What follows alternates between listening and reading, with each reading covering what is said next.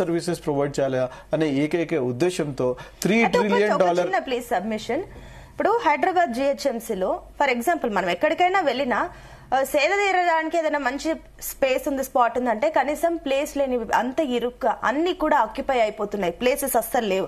ఇప్పుడు అంత కొంత కాస్త రిలాక్స్డ్ గా వెళ్ళాలి, ఎక్కడికైనా వెళ్ళాలి, కాస్త పబ్లిక్ కి ఫ్రెష్ ఎయిర్ రావాలన్నా ఆ కొంచెం ఓఆర్ఆర్ కి అటువైపులో గానీ ఇటు ఈ 4 దిక్కుల్లో కొంచెం సరౌండింగ్స్ కి అటు వెళ్తే మాత్రమే ఇదంతా పాసిబుల్ అవుతుంది. మీరు ఇవన్నీ తీసుకురావడం వల్ల అక్కడ కూడా మొత్తం కంప్లీట్ ఆక్యుపై కంజెస్టెడ్, ఇక్కడున్న ఆల్రెడీ 1 కోటి మంది జనాభాని ఇరుక్కుపోతున్నారు ఈ జిహెచ్ఎంసీ పరిధిలో. ఎట్లా చేస్తారు? వండర్ఫుల్ క్వశ్చన్ మీరు అన్నారు, దానికి నేను సమాధానం చెప్పదలుచుకుంటున్నాను. మీరు ఒక్క నిమిషం మీరు ఆలోచన చేస్తే ఇది తీసుకురావాల్సిన ముఖ్య ఉద్దేశం మీరు ఏదైతే మాట్లాడుతున్నారో దానికి లంగ్ స్పేస్ అని అంటారండి. ఆ లంగ్ స్పేస్ గాలి తీసుకోవడానికి గార్డెన్స్ కానివ్వండి, పార్క్స్ కానివ్వండి, వాటర్ బాడీస్ కానివ్వండి, దాని యొక్క సుందరీకరణ కానివ్వండి, అవి లేకపోవడం వల్ల జనాలు అపార్ట్మెంట్లలో క్లోజ్డ్ డోర్స్ లో ఉండడం వల్ల వాళ్ళకి కావాల్సినటువంటి సన్ రైజ్ కానివ్వండి, సన్ లైట్ కానివ్వండి దొరకకపోవడం వల్ల చాలా డిసీజెస్, చాలా ఇబ్బందులు పడుతున్నారని చెప్పేసి హైడ్రా తీసుకొచ్చినాము. హైడ్రా తీసుకురావడం వల్ల ప్లీజ్ అండర్స్టాండ్, ఈ రోజు బాంబ్ రుక్నుద్దౌలా ఇంకో 10 రోజుల్లో స్టార్ట్ కాబోతున్నది. 120 acres ఆఫ్ ల్యాండ్ అండి, అది మొత్తం కబ్జా, ఎంఐఎం చేతుల్లో కబ్జా కాబడ్డటువంటి బాంబ్ రుక్నుద్దౌలా లేక్ గురించి నేను మాట్లాడుతున్నానండి. దానిని రికవర్ చేసినాం, బతుకమ్మకుంటని మేము రికవర్ చేసినాం, దానిని ఎంత బ్యూటిఫుల్ వాటర్ బాడీస్ కింద మార్చినాం మీరు ఒక్కసారి చూడండి.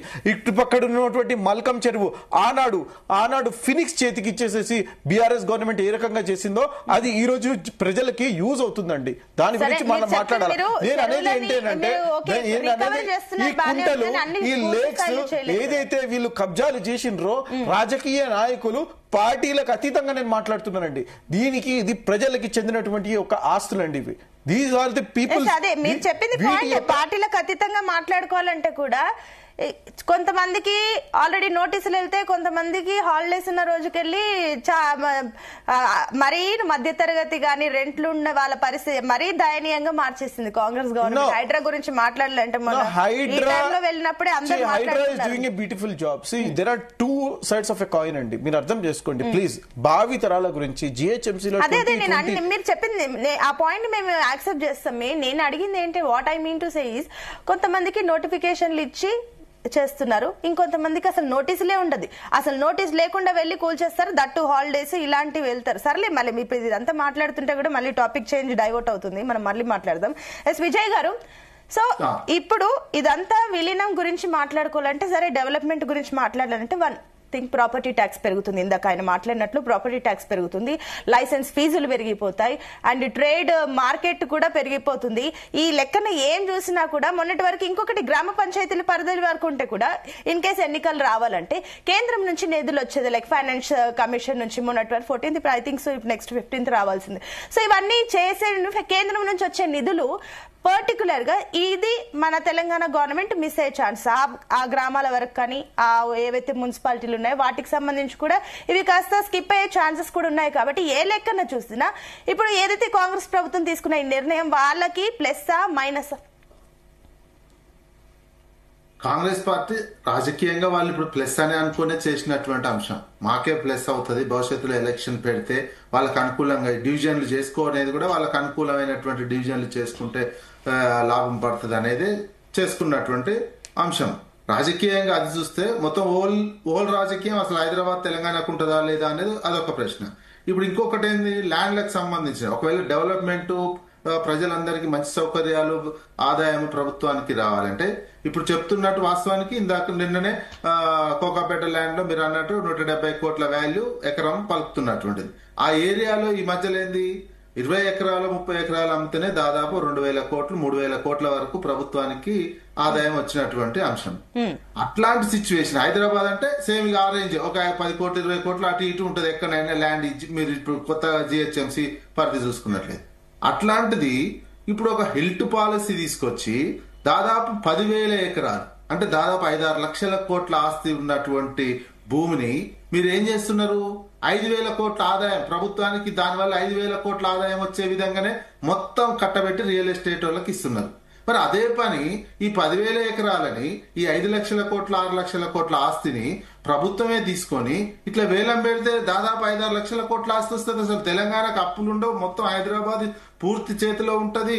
ఏ సౌకర్యమైనా ఈజీగా వచ్చి ప్రభుత్వానికి అంత ఆదాయం వస్తుంటే, అంటే 5 లక్షల కోట్ల ఆదాయాన్ని మీరు 5,000 కోట్ల ప్రభుత్వానికి వచ్చే విధంగా పాలసీ రూపొందించడమే హైదరాబాద్ ను తెలంగాణ రాష్ట్రాన్ని ఏ రకంగా అభివృద్ధి చేస్తారో ఎంచుకోవాలి. జస్ట్ 20 ఎకరాలే నిన్నమన్న కోకాపేటలో 20 ఎకరాలు అమ్మితేనే 3-4 వేల కోట్లు వస్తే 10,000 ఎకరాలకు ఎన్ని రావాలండి హైదరాబాద్ లో? ఈ కంపారిజన్ చేసుకోండి, ఈజీగా తెలిసిపోతుంది. 20 ఎకరాలకు ఇంత వస్తే 10,000 ఎకరాలకు ఎంత రావాలి? 5,000 కోట్లకి ఇచ్చేస్తే మీరు అది ఏ సంక్షేమానికి ఏ అభివృద్ధికి ఉపయోగపడుతుంది? ఓ నెల వడ్డీకి ఉపయోగపడదు, ఓ రైతు బంధు ఒక కారు కేయడానికి ఉపయోగపడదు, ఏ సంక్షేమానికి ఉపయోగపడినటువంటి డబ్బులు. అందుకే ఈ రకమైనటువంటి ఇదంతేంది ఒక దోపిడీ లాగా మొత్తం కబ్జా, మొత్తం దోసుకోవడమే టార్గెట్ గా కనిపిస్తుంది తప్ప ఈ అభివృద్ధి పౌర సేవలు సమానంగా ఇస్తాం, ఆ డబ్బును సంపదను పంచుదాము అనే కాన్సెప్ట్ ఎక్కడ కనిపిస్తుంది? ఇక్కడ సంపదను మొత్తం కొంతమంది దోచుకునే రీతిలోనే కనిపిస్తుంది కదా, కళ్ళ ముందు కనిపిస్తున్నటువంటిది. ఈ విలీనాలు దీనివల్ల ఏంటి? ఈ విలీన ప్రక్రియ జరగడమే ఒక అన్డెమోక్రటిక్. ఎవరి ప్రజాభిప్రాయ సేకరణ జరగదు. దాన్ని క్యాబినెట్ లో డిసిషన్ తీసుకున్నారు, అయిపోయింది. ఏ మున్సిపాలిటీ గాని ఏ కార్పొరేషన్ గాని తీర్మానం చేసినటువంటి లేదు, ప్రజల్లో బహిరంగంగా జెండా సమావేశాలు పెట్టో ప్రజల నుంచి అభిప్రాయాలు తీసుకున్నది లేదు. ఇంత పెద్ద నిర్ణయం దాదాపు 2.5 కోట్ల మంది 2,25,00,000 మంది దీని పరిధిలోకి వస్తుంటే అసెంబ్లీలో చర్చించాల్సినటువంటి అవసరం ఉండే. దాదాపు సగం జనాభా, తెలంగాణ సగం జనాభా అన్నట్టు సగం జనాభాకు సంబంధించినటువంటి ఒక నిర్ణయం తీసుకున్నటువంటి సందర్భంలో ఎంత పెద్ద చర్చ జరగాలి? అట్లాంటి చర్చ ఏమీ లేదు. దాన్ని తీసేసుకున్నారు, బలం ఉందని లాస్ట్ రోజు కౌన్సిల్ లో పెట్టి కౌన్సిల్ లాస్ట్ క్యాబినెట్ లో డిసిషన్ ఆ రోజు మధ్యాహ్నం జరుగుతున్నటువంటి సందర్భంలో క్యాబినెట్ లో డిసిషన్ తీసుకుంటారు. అంతకు ముందే ఇంకా డిసిషన్ అయినాకనే క్యాబినెట్ లో డిసిషన్ అయ్యి అంత అయిన తర్వాతనే జిహెచ్ఎంసీలో తీర్మానం చేస్తారు. అంటే విజయ్ గారు, ఒకటి ఇప్పుడు ఈ నిర్ణయం వల్ల గ్రామీణ అస్తిత్వం కోల్పోతుంది అనుకోవచ్చా, లేదంటే అక్కడ గ్రామీణ యువతకు ఈరోజు ఉద్యోగ అవకాశాలు పెరుగుతాయని అనుకోవచ్చు? గ్రామీణ తెలంగాణ వాస్తవానికి ప్రపంచవ్యాప్తంగా ప్లస్ ఇటువంటి మనది అంటే అర్బనైజేషన్ ని పెంచుతున్నారు. ఎందుకంటే ప్రజల నుంచి రకరకాల ముఖ్యంగా భారతదేశం లాంటి చోట్ల ఏంటంటే గ్రామీణ ప్రాంతాల్లో కొంచెం సౌకర్యాలు కావచ్చు, ప్రభుత్వ పథకాలు కానీ ఎక్కువ ఇంప్లిమెంట్ అవుతున్నటువంటి సందర్భం వాటిని కట్ చేయాలి. ఆ నిధులను కట్ చేయాలంటే ప్రతిదాన్ని అర్బనైజేషన్ చేయాలి. ఇప్పుడు దాదాపు తెలంగాణలో ఏది గ్రామ ప్రాంతం అనేది చాలా తక్కువ ఉంది. ఏదో ఒక గ్రామం మున్సిపాలిటీ కిందకి అయిపోయినాయి. ఈ మున్సిపాలిటీలు కావచ్చు, కార్పొరేషన్ల ద్వారా గ్రామీణ వాతావరణం పేరుకే ఉంది. చాలా ఊర్లు హెచ్ఎండి కొంచెం ఆయా డెవలప్మెంట్ అథారిటీలకు తీసుకొచ్చారు, కొంచెం మున్సిపాలిటీలకు తీసుకొచ్చారు, కొంచెం కార్పొరేషన్లకు. చాలా తక్కువ గ్రామాలు అనేవే అస్తిత్వం కోల్పోతున్నటువంటి దశలో ఉన్నాం. ఇంకా పూర్తిగా కోల్పోలేదు కానీ ఆ దశలో ఉన్నాం. దీని ద్వారా ఏంటంటే ఉపాధి హామీ లాంటి పథకాలు కావచ్చు, ఇటువంటి పథకాలు ఇంప్లిమెంటేషన్ కావు. గ్రామ నుండి పంచాయతీ ఉంటేనే అవి అవుతాయి.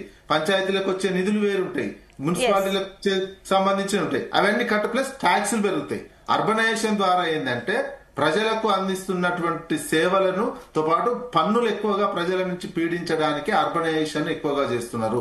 ఆ స్థాయిలో నిజమైన అర్బనైజేషన్ అంటే ప్రజలకు హై క్లాస్ లెవెల్లో సౌకర్యాలు కల్పించాలి. అట్లాంటి సౌకర్యాలు కల్పించట్లేదు. రోడ్లు కావచ్చు, డ్రైనేజీ కావచ్చు, ట్రాఫిక్ సంబంధించినటువంటి అంశం కావచ్చు, మంచినీటికి సంబంధించినటువంటిది కావచ్చు, విద్యుత్కి సంబంధించినటువంటి కావచ్చు, ఈ హాస్పిటల్కి సంబంధించి ఇట్లాంటి మౌలిక వసతుల విషయంలోనూ మొత్తం కాడెత్తేసినటువంటి పరిస్థితి ఉంటుంది. భూముల నిల్వలు పెంచుకొని కొన్ని కావాల్సినటువంటి భూములు అమ్ముకోనేమో సొంత లాభం పడుతుంది. మళ్ళీ ప్రభుత్వానికి ఆదాయం వచ్చే విధంగా మాత్రం వివరించటం లేదు. ఇది గమనించుకోవాల్సినటువంటి అవసరం తెలంగాణ మీద ఉంది. ఓకే, శ్రీనివాస్ గారు సబ్మిషన్ మెన్షన్ చేశారు, చెప్పండి. ఐ థింక్ మ్యూట్ లో ఉన్నారండి, ఒకసారి చూసుకోండి. చెప్పండి. హైదరాబాద్ చుట్టూరా ఔటర్ రింగ్ రోడ్ ఎందుకు వచ్చిందండి? ట్రాఫిక్ సమస్య కదా. దాని తర్వాత ఇప్పుడు ట్రిబులార్ ఎందుకు వస్తున్నది? అదే ట్రాఫిక్ సమస్య కదా. ఆ సమస్యను దాటడానికి, అధిగమించడానికి ఓవరాల్